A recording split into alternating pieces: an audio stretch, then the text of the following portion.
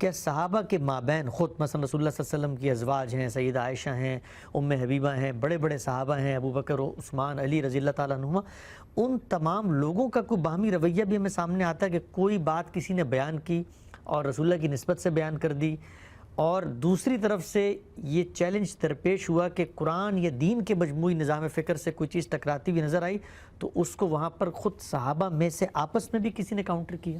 یقیناً اس کی بہت سی مثالیں موجود ہیں. سیدنا عمر کے ہاں موجود ہیں، سیدنا ابو بکر کے ہاں موجود ہیں، اور سب سے بڑھ کر سیدہ عائشہ کے ہاں موجود ہیں. اچھا. ام المومنین تو یہ معلوم ہوتا ہے کہ قرآن مجید کی ایک جید عالمہ ہے. یعنی جس طرح وہ جانتی ہیں، جس طرح وہ سمجھتی ہیں، جس طرح وہ استدلال کرتی ہیں، میرا خیال ہے کہ قیامت تک خواتین اس پر فخر کر سکتی ہیں. اچھا. یعنی آپ اندازہ کریں کہ سیدنا عمر کوئی معمولی شخصیت ہے. صحابہ کرام میں ان کا جو مقام ہے اس سے ہم سب واقف ہیں. وہ ایک روایت بیان کر رہے ہیں. ان کے صاحبزادے عبداللہ بن عمر، ان کو عبادلہ ثلاثہ میں شمار کیا جاتا ہے، بڑے علماء میں سے ہیں. اسی روایت کو وہ بیان کر رہے ہیں. اس کے علاوہ بعض صحابہ ہیں جو اسے بیان کر رہے ہیں، اور وہ یہ کہتے ہیں کہ ہم نے یہ سنا تھا رسالت میں آپ صلی اللہ علیہ وسلم کو کہتے ہوئے، یہ صحیح روایتوں میں یہ چیز زیر بحث آئی ہے. ابھی میں نے اس پر کام کر کے اس کے بہت سے پہلوؤں کو واضح کیا ہے. وہ یہ کہتے ہیں کہ رسالت میں آپ صلی اللہ علیہ وسلم کو ہم نے سنا، آپ نے یہ فرمایا تھا کہ جس وقت تم روتے ہو تو اس کے نتیجے میں میت کو عذاب ہوتا ہے. اچھا، یعنی میت کے مرنے پہ وہ رسا جو روتے ہیں. عام طور پر پیچھے لوگ روتے ہیں، بیان کرتے ہیں، جزا فضا کرتے ہیں، تو رسالت میں آپ صلی اللہ علیہ وسلم نے اس کو پسند نہیں فرمایا.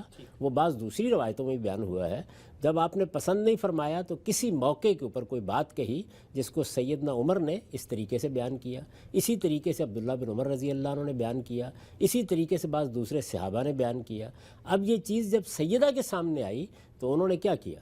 انہوں نے کہا، بہت خوبصورت جملہ ہے، انہوں نے کہا کہ دیکھو بات یہ ہے کہ عمر جھوٹ نہیں بولتے، لیکن بعض اوقات سننے میں غلطی لگ جاتی ہے. سبحان اللہ. بات اس طرح نہیں تھی. یعنی اس کا موقع انہوں نے بیان کیا کہ رسالت میں آپ صلی اللہ علیہ وسلم نے تو بات اس سے بالکل مختلف کہی تھی. لوگوں کو توجہ دلائی تھی کہ دیکھو ایک طرف صورتحال یہ ہے کہ جس کے بارے میں رو رہے ہیں اس پر تو اللہ کا عذاب ہو رہا ہے یا وہ اللہ کی گرفت میں ہے، اور ادھر ان کا حال یہ ہے کہ جزا فضا کر رہے ہیں. تو یہ دو الگ الگ باتیں تھیں جن میں علت و معلول کا رشتہ پیدا کر دیا. یہ رشتہ در حقیقت سننے کی غلطی سے پیدا ہوا ہے. تو بتایا انہوں نے.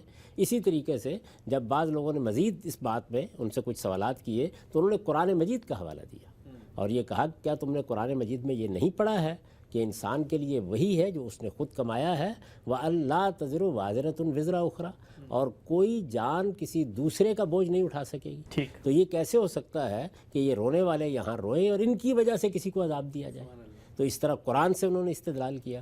اسی طرح کا معاملہ اس وقت پیش آ گیا کہ جب لوگوں نے یہ بیان کرنا شروع کر دیا کہ رسول اللہ صلی اللہ علیہ وسلم نے اللہ تعالیٰ کو دیکھا ہے، تو انہوں نے قرآن ہی کی روشنی میں اس کے اوپر شدید تنقید کی.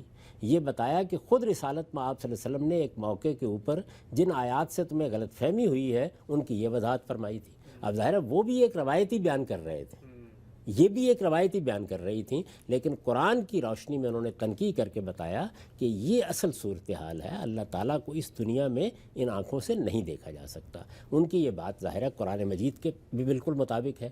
قرآن مجید نے سیدنا موسیٰ کو جب انہوں نے یہ خواہش ظاہر کی کہ میں دیکھنا چاہتا ہوں تو یہی کہا ہے. اسی طرح ایک اصول بیان کیا ہے کہ لا تدرکہ الابصار، ان کے حوالے انہوں نے دیے. اس طرح کی بہت سی مثالیں ہیں جو پیش کی جا سکتی ہیں، اور یہ بتایا جا سکتا ہے کہ صحابہ کرام کے زمانے میں بھی یہ مسئلہ پیش آیا تو اس پر جلیل القدر صحابہ نے تنقیحات کیں، سیدہ نے تنقیحات کیں، اور بہت سے موقعوں کے اوپر مقابل کی روایت پیش کر کے بات سمجھا دی.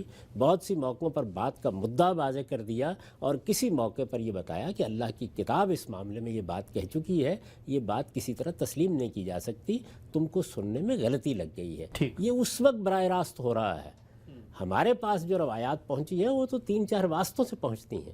یعنی صحابہ کرام نے ایک بات بیان کی، صحابہ کرام سے تابعین نے ایک بات سنی، پھر تبع تابعین نے سنی.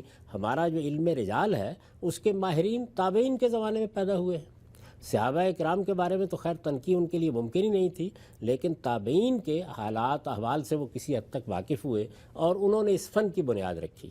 یعنی اب روایت کو سند کے لحاظ سے دیکھا جائے گا. اس کی روشنی میں یہ سارے کے سارے اصول جن کی طرف میں نے اشارہ کیا یہ برتے جائیں گے. یہ دیکھا جائے گا کہ بات کیا ہے، کس زمن میں بیان ہوئی ہے، کیا سیاق ہے، کیا سباق ہے. لیکن یہ بات کہ آخری درجے میں اللہ کی کتاب کی برتری قائم رہے گی، اس پر کوئی کمپرومائز نہیں ہو سکتا. ٹھیک. یعنی قرآن مجید کو نہ کوئی چیز منسوخ کر سکتی ہے، نہ اس میں کوئی چیز باہر سے آ کے تغیر کر سکتی ہے، نہ اس کے کسی عموم کی تخصیص کر سکتی ہے، نہ اس کے کسی مطلق پر کوئی قید لگا سکتی ہے. یعنی مطلق میں اگر کوئی قید چھپی ہوئی ہے تو اس کو بیان کرے گی، عموم میں اگر کوئی تخصیص پوشیدہ ہے تو اس کو نمایاں کر دے گی، لیکن باہر سے آ کے یہ معاملہ نہیں کیا جا سکتا. ٹھیک. بہت خوبصورتی خان صاحب نے بتایا. آگے بڑھاتے ہیں اس سلسلے کو. یہ بتائیے گا کہ یہ جو چند اصطلاحات آپ نے بھی بولی، نسخ، تحدید یا تخصیص، عام طور پہ جب ہم یہ سنتے ہیں تو محسوس یہ ہوتا ہے کہ جیسے قرآن مجید کے اندر کوئی بات بیان ہوئی تھی، رسول اللہ صلی اللہ علیہ وسلم نے اس کو منسوخ کر کے، اس میں ترمیم کر کے یا اس کی تحدید کر کے لوگوں میں بیان کر دی. تو اس سے قرآن کی حیثیت پہ کوئی حرف نہیں آیا. قرآن میں وقتی نوعیت کی کچھ چیز تھی، بیان ہوئی، اس میں مزید اضافہ. پرابلم کہاں پیدا ہوتی ہے؟ یعنی جب ہم یہ کہتے ہیں کہ قرآن کی بات منسوخ ہو گئی تو اس سے قرآن کی حیثیت میں کیا پرابلم پیدا ہوتا ہے؟ قرآن فرقان ہے، قرآن میزان ہے، قرآن حکم ہے. قرآن مجید کو اس کے باہر کی کوئی چیز کیسے منسوخ کر سکتی ہے؟ اس کا تو تصور بھی نہیں کیا جا سکتا. یعنی رسالت مآب صلی اللہ علیہ وسلم نے اس کو اللہ کی کتاب کی حیثیت سے پیش کیا ہے.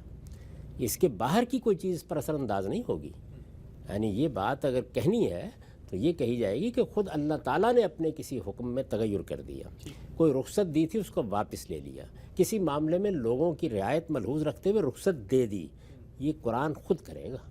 اور قرآن مجید میں اس طرح کے بعض معاملات ہوئے ہیں. مثلا قرآن مجید میں جو شریعت ہمیں دی گئی ہے اس میں وقتی نوعیت کی تدابیر بھی ہیں. جیسے کہ رسالت مآب صلی اللہ علیہ وسلم سے لوگ ملنے کے لیے آتے تھے اور عام طور پر منافقین اس سے غلط فائدہ اٹھاتے تھے، تو اللہ تعالیٰ نے فرمایا کہ اب جو ملنے کے لیے آئے گا وہ پہلے صدقہ کرے گا، ٹھیک. اللہ کی راہ میں انفاق کرے گا. ظاہر ہے کہ یہ وقتی نوعیت کی ایک تدبیر تھی. آپ دیکھیے جس جگہ یہ آیت آئی ہے اس کے فوراً بعد اشفقتم، یعنی تمہیں یہ حکم بہت گراں گزرا تو ہم اس کو اٹھا لیتے ہیں. اصلاح ہو گئی، توجہ ہو گئی، تنبیہ ہو گئی. ایک وقتی نوعیت کی تدبیر تھی، اللہ تعالیٰ نے فرمائی، منافقین کو توجہ ہو گئی، اہل ایمان بھی متنبہ ہو گئے، اس کے بعد حکم ختم کر دیا گیا. تو قرآن مجید میں تو یہ چیزیں ہوں گی، اس لیے کہ قرآن مجید ایک زندہ کتاب کے طور پر آیا. اس نے لوگوں کے ساتھ بات کی. وہاں صرف یہ نہیں ہے کہ ہمارے لیے ایک قانون بیان ہوا ہے، اس وقت جو لوگ موجود ہیں ان کے لیے وہ ضابطے بیان ہو رہے ہیں، ان کو ایک جدوجہد میں ڈالا گیا ہے. انہوں نے خدا کے پیغمبر کے ساتھ مل کر وہاں خدا کی دینونت کے ظہور میں اپنا کردار ادا کیا ہے. اس کے لیے انہیں تلوار اٹھانی پڑی ہے، بہت سے مراحل سے گزرنا پڑا ہے. خود رسالت مآب صلی اللہ علیہ وسلم کی اپنی ذات اور آپ کے گھرانے کو بہت سی اذیتیں درپیش ہوئی ہیں. یہ سارے معاملات قرآن میں زیر بحث آئے ہیں اور ان میں اللہ تعالیٰ نے حالات کے لحاظ سے بعض احکام دیے اور ان میں تغیرات بھی کیے ہیں. لیکن یہ بات کہ باہر سے کوئی چیز آ کے قرآن پر اثر انداز ہو جائے، یہ نہیں ہو سکتا.